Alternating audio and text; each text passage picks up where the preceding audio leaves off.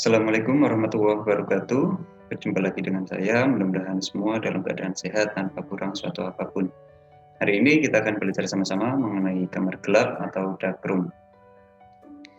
Seperti yang kita ketahui, kamar gelap adalah salah satu aspek yang penting dalam kegiatan radio fotografi, di mana kamar gelap adalah tempat untuk proses pengolahan film dan lain-lain. Untuk lebih lengkapnya, mari kita belajar sama-sama mengenai detail kamar gelap itu sendiri. Materi pembelajaran hari ini kita akan belajar sama-sama, yaitu yang pertama mengenai jenis kamar gelap, kemudian definisi kamar gelap radio fotografi, fungsi kamar gelap, jenis processing film dalam kamar gelap, persyaratan kamar gelap, penerangan kamar gelap, daerah kerja kamar gelap, dan yang terakhir adalah peralatan kamar gelap di dalam kegiatan radio fotografi.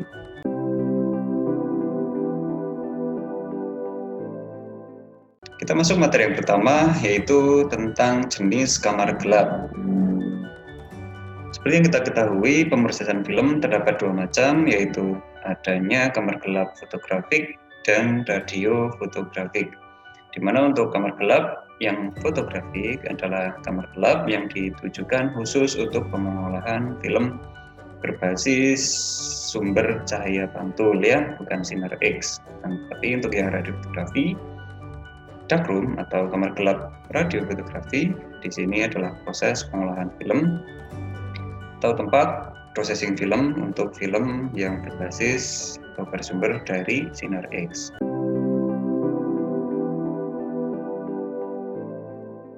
Baik, kita akan belajar mengenai definisi kamar gelap radio fotografi.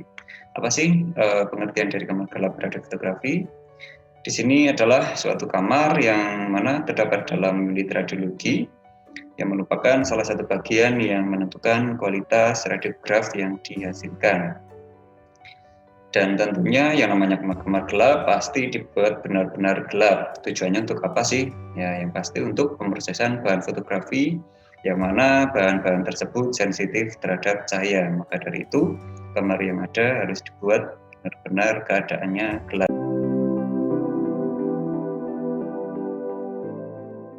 Di mana yang pertama adalah tempat mempersiapkan film radiografi ke dalam kaset, di mana di sini ada namanya unloading dan loading film.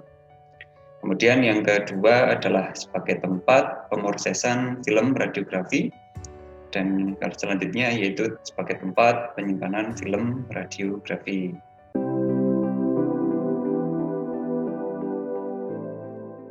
Processing filmnya ada apa aja? Di mana di sini ada dua macam, yaitu yang pertama manual processing dan yang kedua automatic processing. Perbedaan dari keduanya yaitu yang mana untuk manual processing menggunakan tenaga manusia, sedangkan yang automatic menggunakan tenaga mesin. Dari segi proses pengolahan citranya atau pengolahan filmnya, untuk manual processing terbagi menjadi 5 proses, di mana yang pertama developing, rinsing, fixing, washing, dan terakhir drying. Sedangkan untuk yang automatic processing hanya menggunakan proses di mana untuk yang automatic processing dalam pemrosesannya hampir sama dengan yang manual, akan tetapi tidak melalui proses rinsing atau pembilasan. Jadi dari developer, kemudian fixer, kemudian washing, dan yang terakhir drying. Nah, ini adalah contoh gambar-gambar dari pemrosesan kedua macam tersebut. Yang pertama ini gambaran mengenai manual processing, dan yang kedua ini adalah yang untuk automatic processing menggunakan mesin.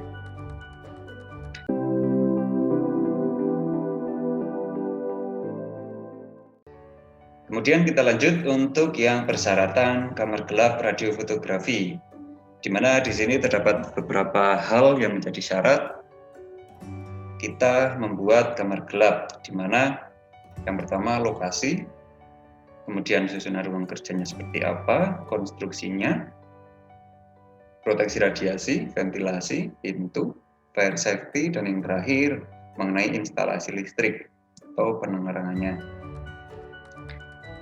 Baik, kita masuk untuk yang lokasi kamar gelap, di mana untuk lokasi kamar gelap radiofotografi yang pertama harus pada pusat bangunan radiologi. Jadi tidak bisa di pinggiran ataupun bukan di pusatnya ya, karena memang menjadi syarat harus di pusat radiologi. Kemudian juga harus dekat dengan ruang pengecekan film, dekat dengan ruang arsip, jauh dari area lembab ataupun panas, dan dapat diakses dari segi daya dan pasokan air. Dan yang terakhir harus berdampingan dengan viewing room. Jadi di sini ada beberapa aspek lokasi kamar gelap ya yang memang menjadi syarat. Jadi tidak sembarangan dalam meletakkan kamar gelap radiofotografi. Kemudian untuk susunan ruang kerjanya sendiri seperti apa? Jadi yang pertama harus ada pemisah yang jelas ya. Untuk daerah kerja basah dan daerah kerja kering. Jadi memang harus ada pemisah. Kemudian susunan kerjanya harus tahap-tahapan kerjanya yang berurutan, harus rapi ya, di mana tempat meletakkannya alat juga harus rapi. Nah ini contoh desain interior ya, ataupun desain gambaran lokasi dari kamar gelap. Desain dari kamar gelap di mana terdapat beberapa item-item yang ada di dalam kamar gelap, yaitu pemrosesan film, kaset, kemudian ada screening room ya, kemudian ada viewing dan sorting seperti itu. Ini juga sama desain dari kamar gelap. Baik, kemudian lanjut untuk yang selanjutnya yaitu persyaratan tentang konstruksi kamar gelap.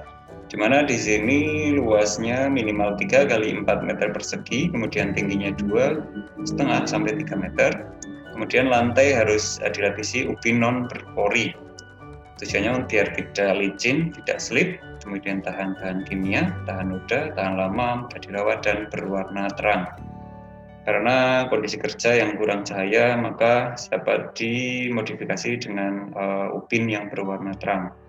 Dan tentunya agar berpori, non berpori supaya tidak licin. Kemudian dinding dilapisi ubin setinggi 1,5 sampai 2 meter. Kemudian warna dinding cerah atau terang, tujuannya untuk apa? Untuk memantulkan cahaya sebanyak mungkin ke permukaan kerja, mudah dibersihkan dan tentunya harus ditutupi dengan bahan tahan kimia. Dan juga langit-langit harus berwarna cerah. Kemudian persyaratan tentang proteksi radiasi, di mana di sini kenapa harus ada proteksi radiasi dengan pertimbangan karena yang pertama ada petugas bahan yang bekas atau sensitif terhadap cahaya. Kemudian karena kamar gelap dekat dengan sumber radiasi, makanya di sini harus adanya proteksi radiasi dalam pembuatan atau pendesainan kamar gelap. Di mana di sini untuk proteksi dindingnya yang berdekatan dengan ruang radiografi harus dilindungi dengan ketebalan timah atau timbal ya, setebal 1,6 mm. Ini kebanyakan ya, yang mana benar-benar sampai langit-langit. Di mana di sini sangat penting untuk kepentingan staf kamar gelap dan film itu sendiri. Kemudian lanjut ke ventilasi kamar gelap, di mana di sini kondisi kerja yang memuaskan untuk staf, sirkulasi ya harus baik, kemudian penanganan film yang baik dan kondisi penyimpanan. Di mana di sini kinerja prosesor otomatis yang efisien, dan selanjutnya yaitu kelembapan relatif dipertahankan sekitar 40-60%, kemudian suhu dipertahankan antara 80 sampai 20 derajat Celcius, dan sirkulasi atau pertukaran udara dalam kamar gelap harus cukup memadai, harus ada AC atau kipas angin atau exhaust fan untuk menghilangkan udara atau udara-udara yang kotor yang tidak segar supaya bisa ada pertukaran udara di dalam kamar gelap. Kemudian untuk persyaratan pintu, di sini untuk syarat-syarat pintu kamar gelap juga harus sesuai standar, di mana yang pertama petugas harus mudah masuk dalam kamar gelap tanpa mengganggu proses pencucian film yang sedang berlangsung. Kemudian kalau memungkinkan jalan masuk ke kamar gelap dapat berfungsi sebagai ventilasi ruangan. Dan juga kalau bisa, kalau pintu biasa harus sesuai syarat proteksi radiasi. di mana pintu juga harus betul-betul menjamin tidak ada kebocoran cahaya yang masuk, karena seperti yang kita ketahui bahan-bahan ataupun alat yang ada di dalam kamar gelap sensitif terhadap cahaya. Kemudian untuk jenis dan pintu kamar gelap terdapat beberapa macam, di mana yang pertama ada jenis labirin, kemudian 2 pintu, jenis dengan tabir, pintu dengan tipe berputar, dan yang terakhir pintu dengan huruf S. Nah, ini contoh-contoh gambar ya, simulasi terkait jenis-jenis pintu kamar gelap. Di mana di sini ada pintu labirin, ini juga ada pintu ganda ya, kemudian ini pintu labirin, pintu putar, pintu S semi labirin, seperti itu. Ini juga sama, double pintu ya, dengan 2 pintu atau double pintu untuk menghindari cahaya masuk. Ini juga labirin, ini putar, dan di sini ini labirin.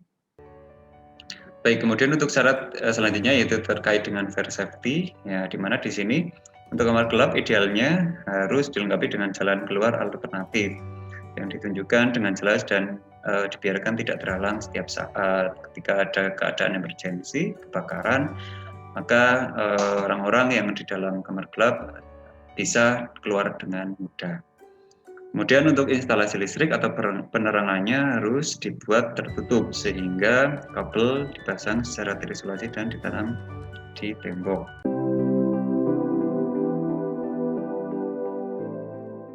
Gelap terdapat 2 macam, yaitu yang secara umum, di mana maksudnya secara umum adalah dalam keadaan tidak bekerja.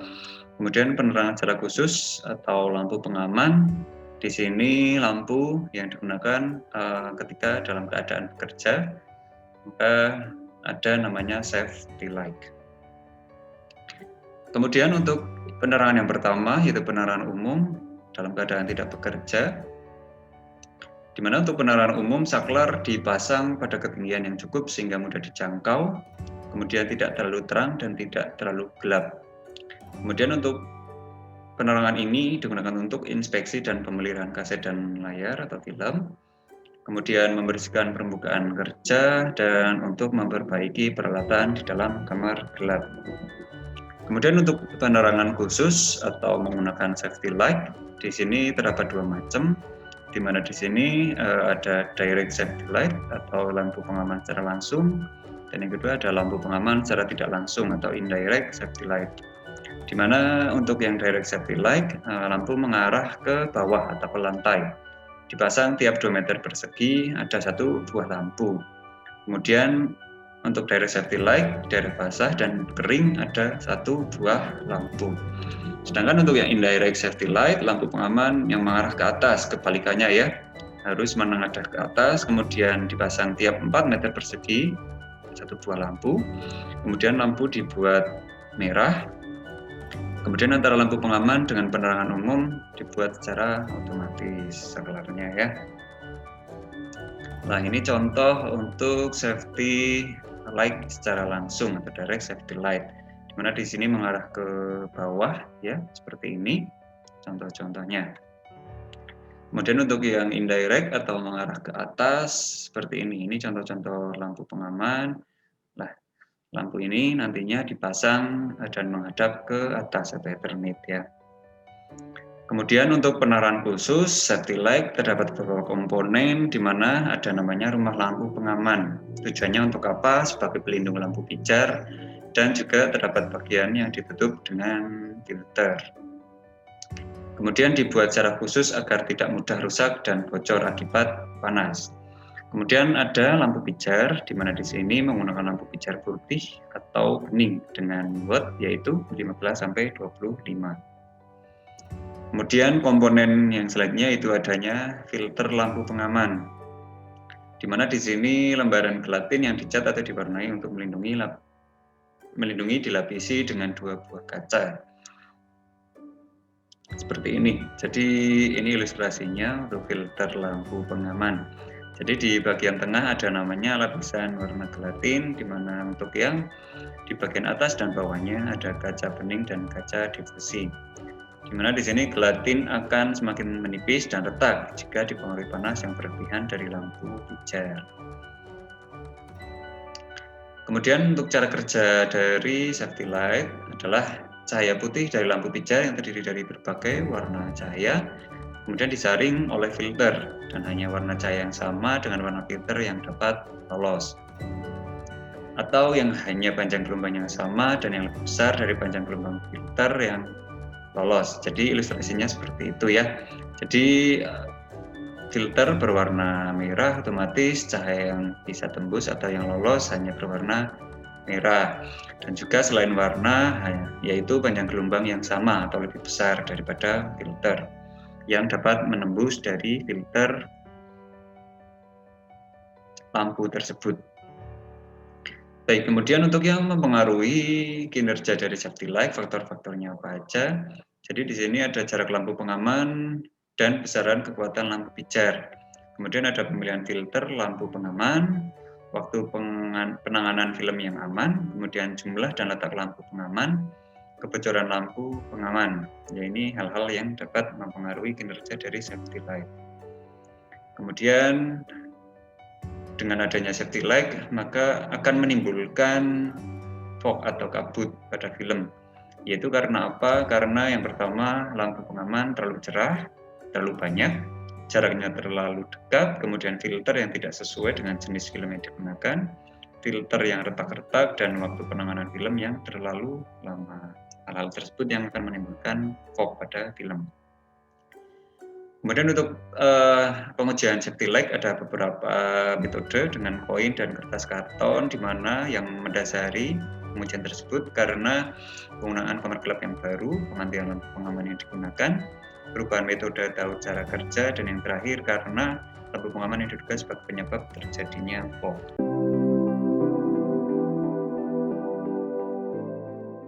Terdapat dua daerah kerja. Yang pertama ada daerah kerja kering dan daerah kerja basah. Di mana untuk daerah kerja kering yaitu tempat untuk yang pertama loading unloading film, pemasangan film pada hanger, mencetak identitas film dengan ray printer, kemudian terdapat almari untuk menyimpan film yang belum terpakai, dan yang terakhir sebagai tempat hanger, kaset, ray printer, safety light, pemotong film, dan lain-lain atau alat untuk kegiatan pemrosesan film itu sendiri. Kemudian untuk ruang kerja basah yaitu tempat untuk pencucian film dilengkapi dengan lampu pengaman, bak-bak untuk cairan processing, dan mesin processing otomatis. Jadi di sini dapat dilihat ini adalah contoh daerah kerja pada kamar gelap. Di sini untuk daerah kerja kering terdapat beberapa rak seperti ini untuk tempat-tempat alat yang digunakan dalam proses pengolahan film seperti hanger, film, dan lain-lain. Sedangkan ini juga sama untuk daerah kering, dan ini juga untuk yang daerah kerja basah, di mana di sini terdapat pasti ada namanya processing film manual. Ini yang menyebabkan daerah kerja tersebut disebut basah karena terdapat cairan-cairan pemrosesan film, dan kemudian ada namanya processing otomatis, ya ini juga menggunakan cairan.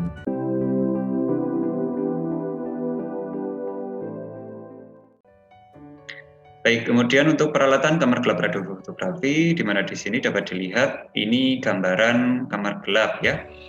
Ini dalam keadaan penerangan umum dengan cahaya biasa, di mana alat-alatnya apa aja sih? Yang pertama ada film ronsen, film X-ray ya, kaset, hanger.